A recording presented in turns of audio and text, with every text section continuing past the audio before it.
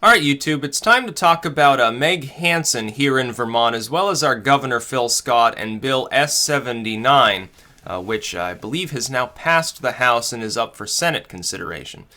The bill is essentially Sanctuary State Vermont, the bill.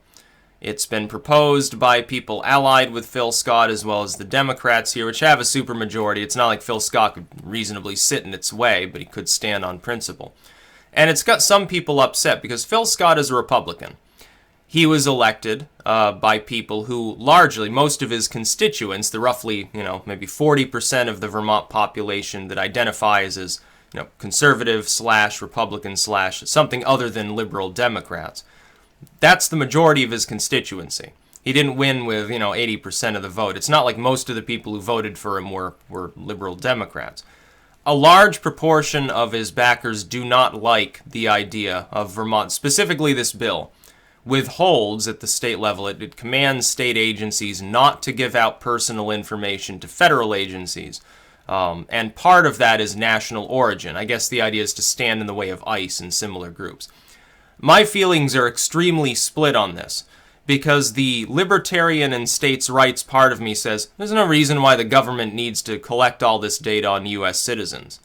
And it's essentially, in a way, it's a states' rights issue. It's national origin be damned as far as this. This is also talking about sexual orientation, people's age and so forth, and other records about them.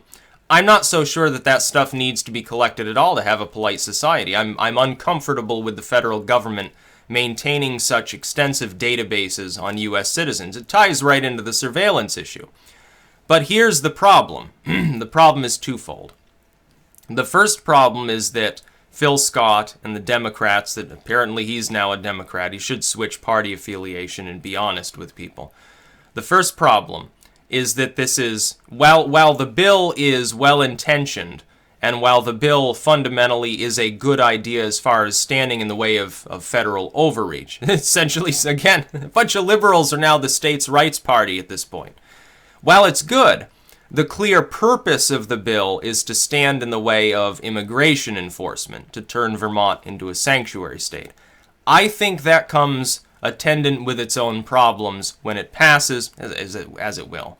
When it's passed through, it's going to cause some problems in the state.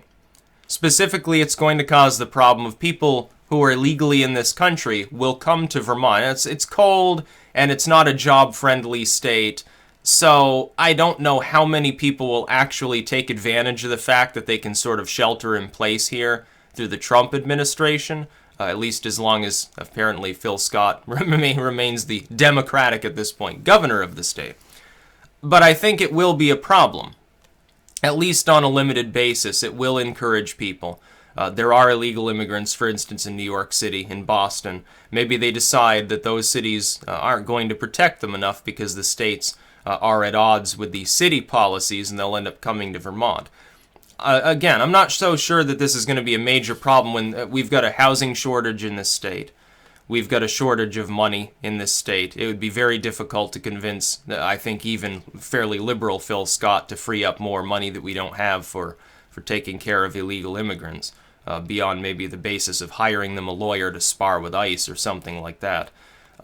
It's very cold and bleak here most of the year. It's not exactly the climate that people from Honduras or Guatemala are used to, and there's no jobs for them.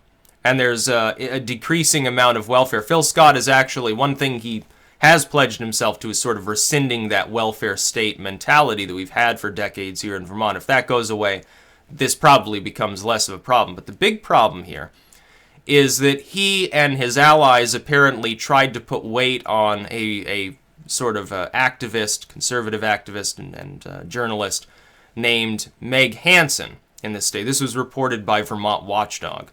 She received, apparently, an email or a text from some of the staffers there asking her not to report on this bill, asking her not to use her journalistic chops.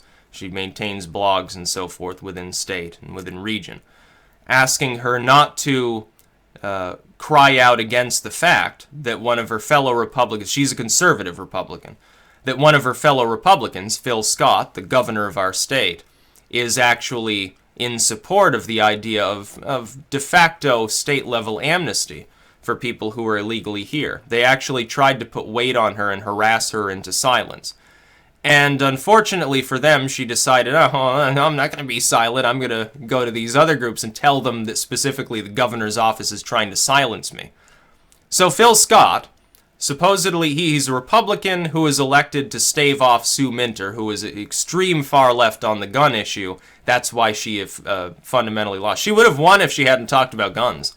She would have become our governor if she hadn't talked about the guns issue. I don't know what possessed her. It's like the worst idea that you could have. Liberal as Vermont may be, we're not in favor of gun control in this state. We're trying to get rid of the one meaningful piece of gun control we have, which is a suppressor ban, is something that we've been trying to get rid of now for a few years. We have no real gun control in the state of Vermont because we have no gun crime to justify it. This isn't New York City. This isn't Bloomberg land. This isn't, the middle of California filled with Crips and Bloods and cartel La Raza and all this stuff. This is Vermont. We're talking about northern New England. Yeah, we're on an international border. It's the Canadian border. People aren't worried about a bunch of Canadian cartels coming down, generally speaking. It just doesn't happen. Like robbing our maple syrup at gunpoint. Although there was one maple syrup heist, and I have my suspicions about what country was involved there. You better be returning our maple syrup or you're in deep trouble. Because it's superior to the stuff they have in Canada anyway. Vermont maple syrup is like #1. Canada is like #2, and then New Hampshire's pretty good. Yeah, it's sort of like, Vermont's twin. Literally the twin state situation. Or tri-state area if you count Maine. New England at large. All these different terms that people outside of New England know nothing about. Again, we call people from like the New York City area, we call them flatlanders. It's pretty funny. Or people from Connecticut. Sorry, Connecticut, but you're not exactly geographically part of New England. Hate to burst your bubble, the nanny state bubble. As far as the governor's office, though, attempting to silence a conservative critic, do we need any more evidence that he's not really a Republican? He has an R after his name. He runs as a Republican, but so far everything that he's done has been essentially bowing down to the Democratic Party. Now, don't blame me. I voted for Listman. I voted for Phil Scott in the general because he got the nomination. I was concerned that Sue Minter was going to drive up the crime rate here by trying to ban firearms. But I thought Listman was the better potential Republican candidate. Apparently the other Republicans, some so-called in the state of Vermont, decided that was a bad idea, decided to put in Phil Scott. I don't think he'll win re-election, by the way. Nope. No, I don't. I think he's pissed off most of his constituents already. The one thing that he's pledging himself to, the one area in which the Republicans in this state are working with the Democrats, and it's actually a good thing, is, let's legalize marijuana and stop, the drug war stuff, at least at the state level. It'll save us a lot of money, probably drive the crime rate down. You get more addiction treatment centers open instead of putting people in prison. Yeah, it probably help solve the opiate epidemic in the state. It'd be a good thing for us. I'm not going to fault him for that. And I have to support Phil Scott on this bill to the extent that it's standing in the way of the federal government's abusive overreach. But national origin should not have been included on this list. If Vermont becomes a sanctuary state, then dark times will be upon us. We're going to get sued by the federal government, by the Trump administration, into heavy debt and into oblivion, and become a laughingstock. This is a projection of Mayor Christopher Loris' plan for this city of Rutland, for which he got booted out overwhelmingly. He got 1/3 of the votes, and he probably would have won if it weren't for that one issue of transparency. When Phil Scott says we're going to become a sanctuary state, all the hippies and nerds up in Burlington love him for it. And they'll vote for him again just because of that. But most of his constituents didn't vote for him to do those things. And it's going to become more unpopular when people realize that the governor's office is trying to silence critics. That's the problem. He's making the same mistake Loris made. The mistake isn't suggesting that Vermont should shelter illegal immigrants any more than the situation here in Rutland before with Loris was fundamentally about refugee influx. That wasn't the central issue. It was only the central issue because of lack of transparency. Otherwise, it wouldn't have become a big issue. Loris got booted out because he seemed unconcerned with what his constituents did or did not want, didn't want to conduct the town meeting, didn't want to take questions, didn't want to put it before a vote, and Phil Scott is making the same mistake. If he claims that he's, oh, I'm a Republican, I'm a conservative, I'm this, that, and the other thing, wouldn't you want that movement to be seen at least as honest and transparent enough to pretend that it cares about the people of the state? Instead, you decide to put weight on the one person from the conservative movement, rare breed in Vermont anyway, who's going to report negatively on the bill and its possible impact on our state finances. It's a terrible idea. It makes Phil Scott look dishonest. Now, I voted for the dude, so I get to complain about it when he does things that are fucking stupid. And that's what this is. The bill itself is fine, okay, but why don't you sit there and defend it? Instead of trying to silence your critics, why don't you come out and do what Loris didn't do and visibly defend it, explain your reasoning for adding national origin to the bill before ramming it through and then trying to keep all your critics silent? Well, trying to silence people doesn't, it's called the Streisand effect. It's not going to work. That's not the way the world works anymore. We have the internet now. It's not like some reporter has to write down the notes on paper and then go back to some syndicated local TV channel or to their, little radio center or something to broadcast the message about what Phil Scott is doing. We have the internet now. She can just slap it on a blog. She can slap it on YouTube. She can slap it on a Facebook page, and people are going to spread that material around. It's impossible to silence people anymore. It's impossible. The government hasn't learned this yet at many levels.